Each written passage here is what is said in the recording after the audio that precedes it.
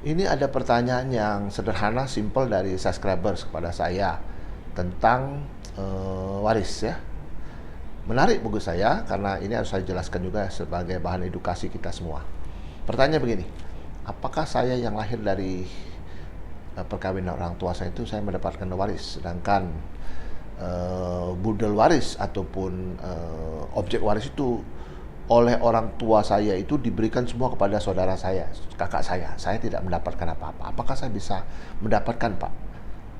Nah, ini perlu saya jelaskan ya. Ahli waris itu tidak dapat dihalangi oleh siapapun juga, termasuk orang tua. Jadi hak waris itu ada melekat pada anak, ya. Ketika orang tuanya masih hidup, terus orang tua itu memberikan kepada salah satu anaknya, itu haknya orang tua 100%. Si anak tidak punya hak apa-apa. Namun ketika orang tua yang sudah meninggal dunia, yang sudah tidak ada lagi di dunia ini, si anak ini bisa menuntut ke pengadilan, ya, meminta hak warisnya. Karena hak waris itu tidak bisa hilang, karena dia lahir dari perkawinan yang sah. Itu konsep berpikirnya seperti itu. Nah, pertanyaan berikut, apa-apa saja Pak yang bisa diwariskan oleh orang tua saya itu? Orang tua kita bisa mewariskan apa saja, ya. Jadi bisa hutang, bisa piutang, bisa harta bergerak, bisa harta tidak bergerak, ya.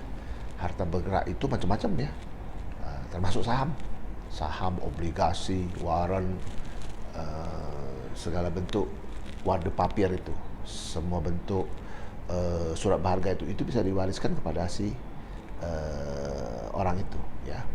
Nah, apa saja yang tidak bisa diwariskan? Yang tidak bisa diwariskan tuh misalnya badan hukum yang bersifat yayasan. Nah, itu tidak bisa diwariskan, ya. Yayasan tuh bukan objek waris. Jadi kalau orang tua kita membuat yayasan, terus yayasan itu mempunyai kekayaan tersendiri, itu beda dengan perusahaan, ya. Kalau perusahaan itu bisa diwariskan melalui saham. Yang diwariskan itu sahamnya, bukan perusahaan. Perusahaan itu entitas sendiri.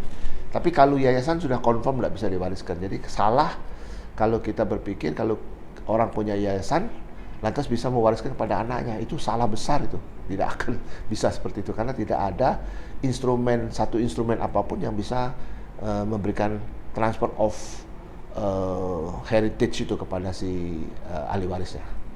Nah, itu ya. Nah, pertanyaan yang berikut yang menggelitik saya juga itu adalah begini. Pak, apakah saya boleh menolak waris? Oh, boleh. Waris itu kita boleh menolak, ya.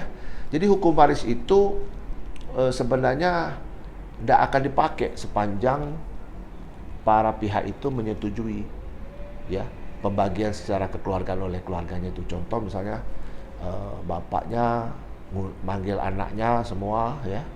Misalnya bapaknya sudah sendiri, sudah nggak punya ibu lagi, bapak istri sudah meninggal, dia panggil anaknya, terus dia bilang, udah, kakakmu kan kurang mampu, kamu sudah mampu, udah, saya mau kasih kakakmu ya, boleh ya? Nggak apa-apa. Oke, nggak apa-apa bapak, silakan aja. Itu selesai, nggak perlu pakai hukum waris. Hukum waris itu merupakan ultimum remedium. Ya, ultimum remedium kalau sudah memang mentok semua ya baru pakai gitu. Beda dengan premium remedium. Kalau premium remedium ya yang didahulukan itu ya penegakan hukumnya dulu gitu loh. Kalau ini tidak seperti itu. Nah, apa yang saya sampaikan ini mudah-mudahan ya khususnya yang subscriber bertanya sama saya menambah wawasan ya, dan juga kita tetap jaga kesehatan ya. Terus bekerja dan sukses.